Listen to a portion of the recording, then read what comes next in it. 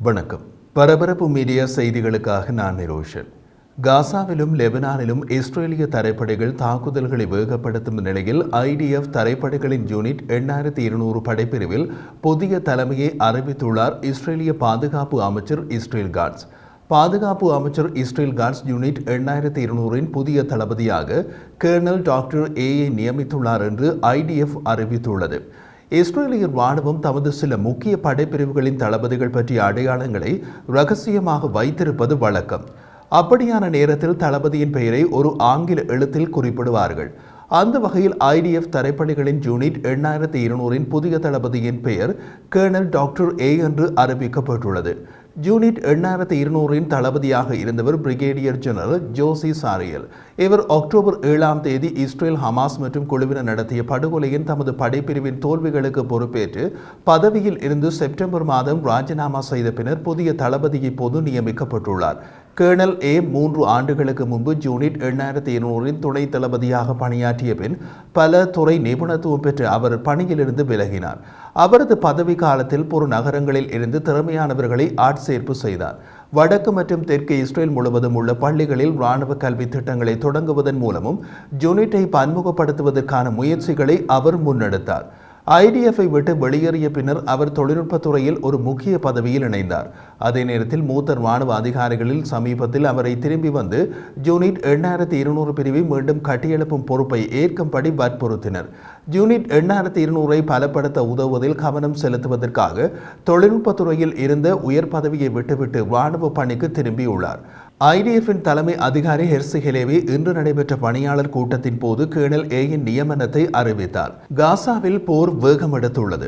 வடக்கு காசா பகுதியில் உள்ள ஜபல்யா நகரில் சுமார் 300 கன்னிவெடி கட்டடங்கள் IDF பொறியியல் துருப்புக்களால் கண்டறியப்பட்டு வெடிக்க வைக்கப்பட்டுள்ளதாக இஸ்ரேலிய ராணுவம் தெரிவித்துள்ளது. கன்னிவெடி கட்டடங்கள் என்பது காலியான கட்டடங்களுக்குள் கன்னிவெடிகளை புதைத்து வைப்பது. தேடுதலுக்காக இஸ்ரேலிய தரைப்படைகள் அந்த கட்டடங்களுக்குள் நுழைந்தால் உடனே கட்டடம் வெடித்து சிதறும் விதத்தில் ஏற்பாடு செய்யப்பட்டிருக்கும். ஹமாஸ் இயக்கத்தினர் பதுங்கியிருந்து தாக்குதல் நடத்துவதற்காக பயன்படுத்திய கட்டடங்களில் இருந்து வெளியேற வேண்டிய சூழ்நிலை ஏற்படும் போது அதற்குள் கன்னிவெடிகளை நிலைநிறுத்தியதாக இராணுவம் கூறியது. கட்டடங்களை அடையாளம் கண்டு அழித்தல் என்பது அப்பகுதியில் துருப்புக்கள் வெடிக்கும் சாதனங்களை அகற்றுவதற்கான ஒரு பெரிய நடவடிக்கையின் ஒரு பகுதியாகும். இத்தகைய நடவடிக்கைகளுக்கு இணையாக இஸ்ரேலிய இராணுவத்தின் 162வது படைப்பிரிவின் துருப்புக்கள் ஏராளமான ஹமாஸ் இயக்கத்தினர்களை கொன்றதாகவும் டேங்க் தாக்குதல் மற்றும் துல்லியமான விமான தாக்குதல்களை பயன்படுத்தி ஹமாஸின் உள்கட்டமைப்பை தரைமட்டமாக்கியதாகவும் IDF கூறியது. காசாவில் பாதிக்கு மேல் இப்போது தரைமட்டமாக காட்சியளிக்கிறது. மீதமுள்ள கட்டடங்களில் இருந்து ஹமாஸ் இயங்குவதால் அந்த கட்டடங்களும் தரைமட்டமாகின்றன. இதே பாணியில் போர் இன்னமும் சில மாதங்களுக்கு தொடர்ந்தால் காசா பகுதியில் தரைக்கு மேல் கட்டடங்கள் இல்லாமல் காசா பகுதி முழுவதும் தற்காலிகமாக கூடாரங்களாக மாறிவிடும். கடந்த ஆண்டு அக்டோபர் 7ஆம் தேதி இஸ்ரேலுக்குள் தாக்குதலை நடத்துவது என்று ஹமாஸில் யாரெல்லாம் முடிவு எடுத்தார்களோ அவர்கள் இப்போது உயிருடன் இல்லை. ஒருவேளை இப்படி ஒரு முடிவு காசாவுக்கும் பாலஸ்தீனிய மக்களுக்கும் தங்களுக்கு ஏற்படும் என்று முன்கூட்டியே தெரிந்திருந்தால் கடந்த ஆண்டு அக்டோபர் 7ஆம் தேதி இஸ்ரேலுக்குள் தாக்குதலை நடத்துவதை தவிர்த்திருப்பார்களோ என்னவோ. தற்போது வடக்கு காசாவில் நடத்தும் சோதனைகளில் பல ஹமாஸ் ஆயுதங்களையும் இஸ்ரேலிய படையினர் கண்டுபிடித்துள்ளனர். இஸ்ரேலிய படையினர் ஹமாஸ் மற்றும் பிற பாலஸ்தீனிய இயக்க செயற்பாட்டாளர்களை நெருங்கிய போர் மற்றும் விமானத்தின் உதவியுடன் கொன்றனர். கொல்லப்பட்ட செயற்பாட்டாளர்களில் ஒருவரின் உடலில் வெடிகுண்டு மற்றும் கேமராக்கள் அடங்கிய பையை இராணுவத்தினர் கண்டுபிடித்தனர். மேலும் அப்பகுதியில் நடவடிக்கையின் போது இஸ்ரேலிய துருப்புக்கள் பல ஹமாஸ் இயக்கத்தினர்களை கைது செய்தனர். ஹமாஸ் இயக்கத்தினரின் மன உறுதி சமீப நாட்களில் மிக மோசமாக குலைந்து போயிருப்பதையே இது காட்டுகிறது என்கின்றது இஸ்ரேலிய இராணுவம். இஸ்ரேலிய துருப்புக்கள் நெருங்கி வந்தவுடன் ஹமாஸ் இயக்கத்தினர் ஆயுதங்களை கீழே போட்டுவிட்டு சரணடைவது அதிகமாகி உள்ளது. சரணடையும் ஹமாஸ் இயக்கத்தினர் விசாரணைக்காக இஸ்ரேலுக்கு அனுப்பப்படுகின்றனர். ஹமாஸின் பிரிவு 504-இன் விசாரணையில் பல தகவல்கள் கிடைத்தன. இது அப்பகுதியில் ஹமாஸ் உள்கட்டமைப்பை கண்டறிய உதவியது என்று இராணுவம் குறிப்பிட்டது. அதன்பின் அந்த உள்கட்டமைப்புகளை இஸ்ரேலிய இராணுவம் தாக்குகிறது. ஏராளமான எண்ணிக்கையில் ஹமாஸ் உறுப்பினர்கள் சரணடைகிறார்கள் அல்லது கொல்லப்படுகிறார்கள். அவர்களது ஆயுதங்கள் சேகரிக்கப்பட்டு இஸ்ரேலுக்கு அனுப்பப்படுகின்றன. அக்டோபர் 7ஆம் தேதி இஸ்ரேலின் காசா எல்லை நகரமான மெஃபல்சிம் அருகே நடந்த படுகொலையில் பங்கேற்ற ஹமாஸ் தளபதிகளை இஸ்ரேலிய விமானப்படை விமான தாக்குதலில் கொன்றதாக இஸ்ரேலிய இராணுவம் மற்றும் ஷின்பெட் அறிவித்தன. கொல்லப்பட்ட 5 தளபதிகளில் நுக்பா படைப்பிரிவின் தளபதி ஜிகாத் மஹ்மூத் ஜெஹியா ஹக்லூட் மற்றும் ஹமாஸ் நிறுவன தளபதி மொஹாமட் ரியாத் அலி ஒகேல் ஆகியோர் அடங்குவர். வடக்கு காசாவில் ஐடிஎஃப் துருப்புகளுக்கு எதிரான ஹமாஸின் தீவிரவாத நடவடிக்கைகளில் இருவரும் முன்னணியில் இருந்ததாக ஐடிஎஃப் குறிப்பிட்டது. ஹமாஸ் தலைவரே கொல்லப்பட்ட நிலையில் இவர்கள் இவ்வளவு காலமாக உயிர் தப்பி இப்போது கொல்லப்பட்டுள்ளனர்.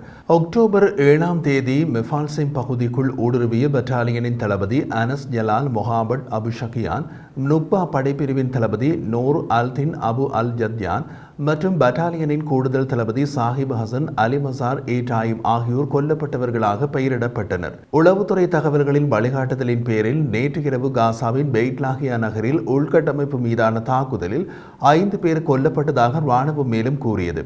தாக்குதலுக்கு முன்னர் பொதுமக்களுக்கு ஏற்படும் தீங்குகளை தவிர்ப்பதற்கு விமான கண்காணிப்பு மற்றும் வெளியேற்ற எச்சரிக்கைகளை வழங்குதல் உட்பட பல நடவடிக்கைகளை எடுத்ததாக ஐடிஎஃப் மேலும் கூறியது. கடந்த காலங்களில் பாலஸ்தீன நெட்வொர்க்குகளில் தவறான மற்றும் மிகைப்படுத்தப்பட்ட அறிக்கைகள் பரப்பப்பட்டன. அவை ஐடிஎஃப் வைத்திருக்கும் தகவல்களுடன் ஒத்துப்போகவில்லை என்பதை இஸ்ரேலிய ராணுவம் வலியுறுத்தியுள்ளது. நம்பத்தகாத ஆதாரங்களால் வெளியிடப்படும் தகவல்களில் எச்சரிக்கையாக இருக்க வேண்டியதன் அவசியத்தை ஐடிஎஃப் வலியுறுத்துகிறது என்றும் குறிப்பிடப்பட்டுள்ளது. இஸ்ரேலிய ராணுவ உளவுத்துறை அமான், ஷின்பெட், ஐஎஸ்ஏ மற்றும் இஸ்ரேலிய பாதுகாப்பு படையால் வழங்கப்பட்ட துல்லியமான உளவு தகவல்களால் வழிநடத்தப்பட்ட விமானப்படை விமானம் பாலஸ்தீனிய இஸ்லாமிய ஜிகாத்தின் ராக்கெட் அலகு தளபதி காலித் அபு டாக்காவை கொன்றதாகவும் ஐடிஎஃப் அறிவித்தது. மத்திய காசாவின் டெய்ர் அல் பலாவில் உள்ள ஒரு மனிதாபிமான மண்டலத்தில் அபு டாக்கா செயற்படும் போது இந்த நடவடிக்கை அவரை குறிவைத்தது. ஐடிஎஃப் மற்றும் ஷின்பெட் ஆகியவை அபு டாக்காவை பல தீவிரவாத நடவடிக்கைகளுக்கு பின்னால் ஒரு குறிப்பிடத்தக்க நபராக விவரித்தன. இஸ்ரேலிய பொதுமக்கள் மற்றும் ஐடிஎஃப் துருப்புக்களை காயப்படுத்திய தாக்குதல்களை திட்டமிட்டு இயக்கியதற்கு அவர் பொறுப்பேற்றார். அக்டோபர் 7ஆம் தேதி முதல் அடுத்த வாரங்களில் அபு டாக்கா காசா எல்லைக்கு அருகே இஸ்ரேலிய நகரங்கள் மீது ராக்கெட் தாக்குதல்களை மேற்பார்வையிட்டு கட்டளையிட்டார் மற்றும் அந்த தாக்குதல்களை செயல்படுத்தும் செயற்பாட்டாளர்களை நிர்வகித்தார் என்று கூட்டு அறிக்கை கூறுகிறது. துல்லியமான வழிகாட்டப்பட்ட ஆயுதங்களை பயன்படுத்துதல், செயல்படக்கூடிய நுண்ணறிவு மற்றும் விமான கண்காணிப்பு உட்பட பொதுமக்களுக்கு தீங்கு விளைவிப்பதை குறைக்க விரிவான முன்னெச்சரிக்கைகள் எடுக்கப்பட்டன என்றும் தெரிவிக்கப்பட்டுள்ளது. மேலும் ஹமாஸ் இயக்கத்தினர் பொதுமக்கள் மத்தியில் இருந்து தமது தாக்குதல்களை நடத்துவதால் இஸ்ரேலிய பதிலடிகளால் பொதுமக்களின் உயிரிழப்புகளும் அதிகரிக்கின்றன.